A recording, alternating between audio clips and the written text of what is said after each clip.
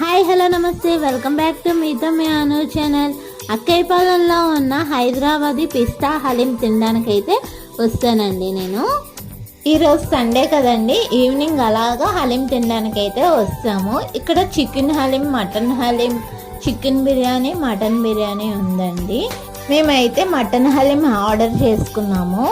Crowd అయితే చాలామంది వస్తూ ఉన్నారు. మీరు కూడా ఈ రంజాన్ మాసంలో వచ్చి ట్రై చేయండి. సో ఇక్కడ నా ఆర్డర్ అయితే వస్తుంది, తీసుకోవడానికి వెళ్తున్నాను. మటన్ హలీం అయితే చాలా బాగుంది టేస్ట్ అయితే.